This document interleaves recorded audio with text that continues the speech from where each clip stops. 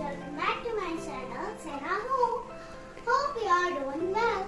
Today we are going to make strawberry milkshake. So, to make strawberry milkshake, we need sugar, strawberry and milk.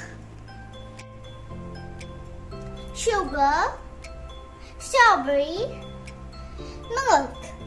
So we can put all these ingredients in a blender and blend it. This is a blender. We can put all the strawberries and keep one for the decorating. Now we want to put sugar. This much only we need. And next we can put milk into the blender.